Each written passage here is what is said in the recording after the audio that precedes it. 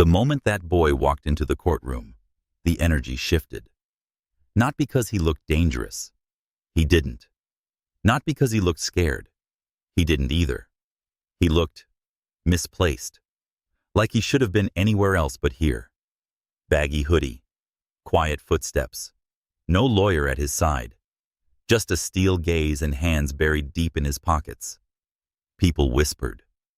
The gallery wasn't full, but the ones who were there leaned in. They sensed something.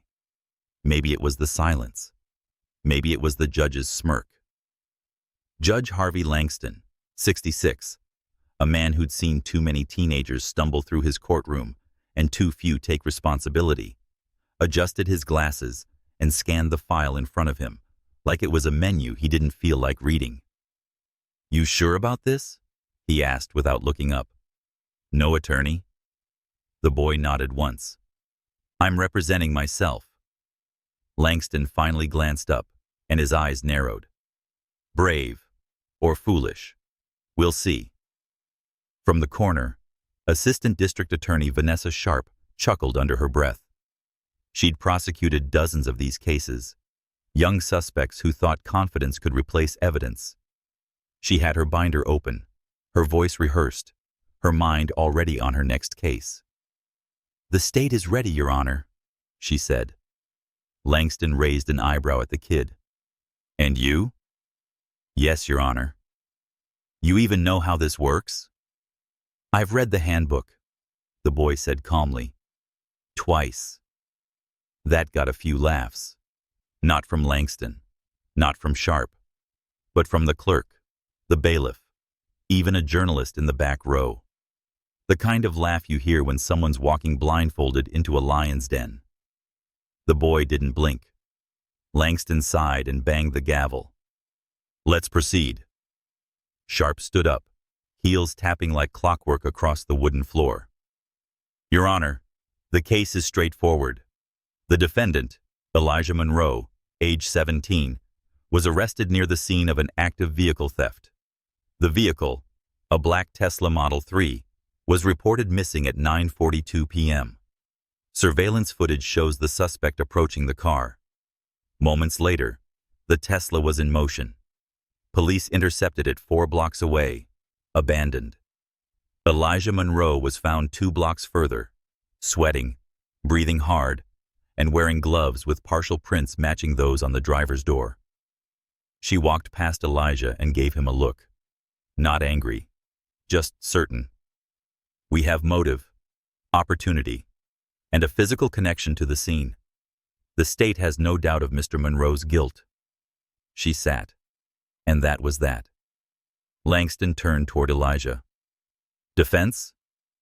Elijah stepped forward, removed his hands from his hoodie pocket, and set a single folder on the table in front of him.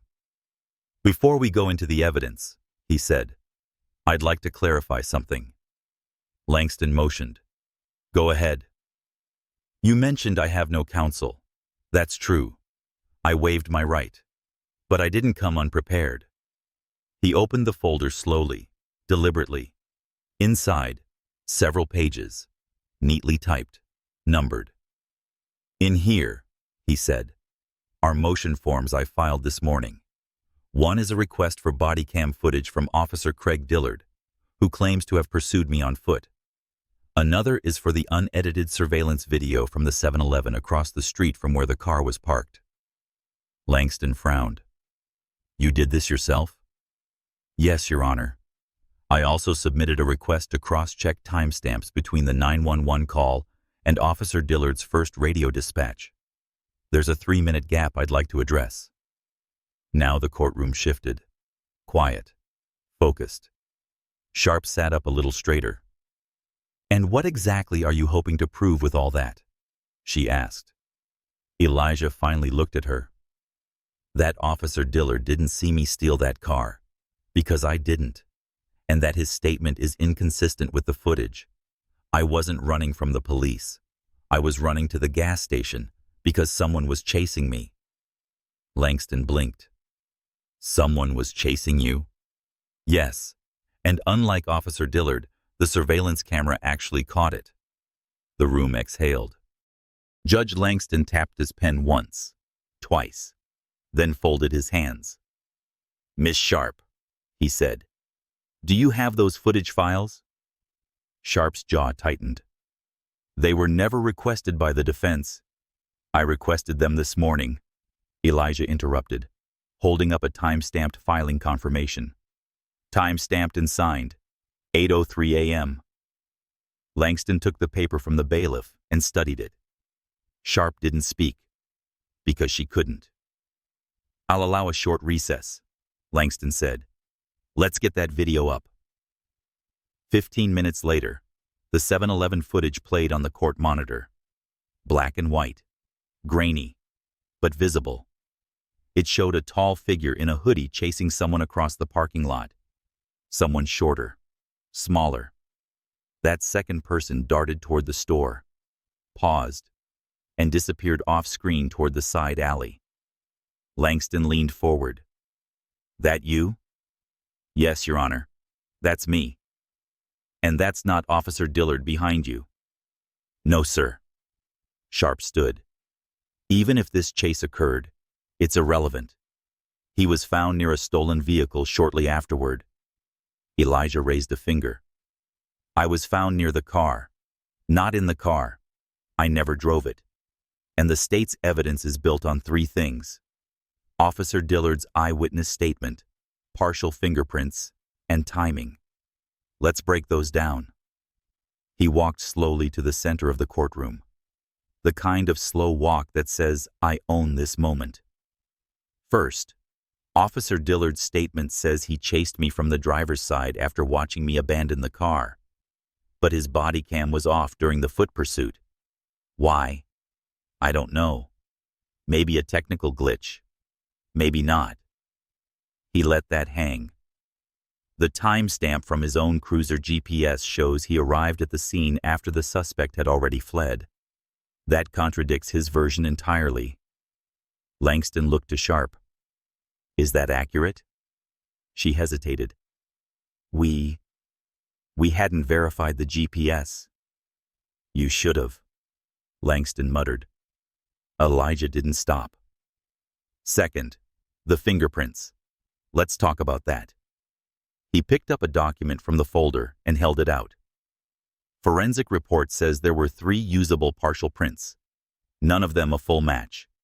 One of them is mine, on the exterior door handle. The others? Unidentified.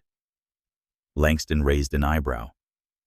"The fingerprint technician wasn't subpoenaed," Elijah said. "So I couldn't ask about the chain of custody. Couldn't ask about contamination. Couldn't ask about whether these partials were lifted from inside or outside the vehicle." He paused and let that sink in. "You're telling me I'm being tied to grand theft auto because I touched the handle of a car that was parked in a public place?" Sharp stood, defensive now. "Your Honor, we believe the evidence still paints a clear narrative. But the narrative has holes," Langston snapped, eyes narrowing. "Serious ones." Elijah took a breath and glanced at the jury. "The state wants to sell you a story. I get it. They've done it 100 times before. But let me show you a detail they left out." He picked up one last document. "The owner of the Tesla, Mr. Morgan, gave a statement the night of the theft. It's in the original report, page 6, line 22. Would you like me to read it?" He didn't wait for permission. "I left the car running while I ran into the store. When I came out, some guy had jumped in and took off. Skinny, white, looked maybe 20-something. Not sure. Everything happened so fast." The words hit the room like a dropped microphone. "I'm 17. I'm black. And I was running from someone else that night. But they didn't bother with that. They found someone in the area who looked suspicious, and they stopped asking questions." Silence. Then footsteps. The bailiff returned with a note, handed it to Langston. The judge read it, slowly, then looked up, his face hardening. "It confirms the GPS data," he said. Officer Dillard arrived at the scene 2 minutes after the suspect fled. His report is inconsistent. Sharp didn't respond. She just sat, suddenly small.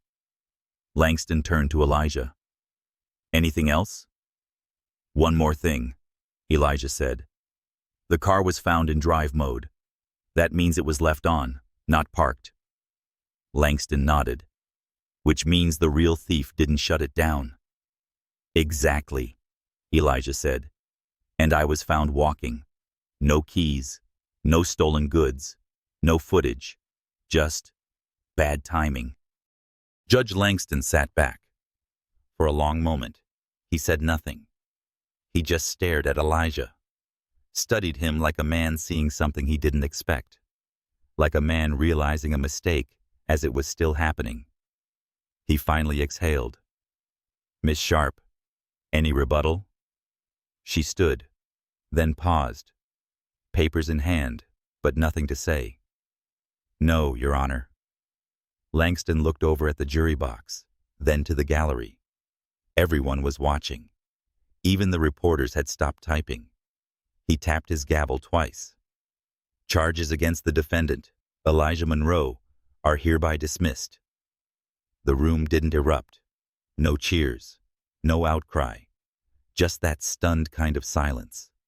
The kind you only hear when someone completely rewrites the rules in real time. Elijah didn't smile, didn't even flinch.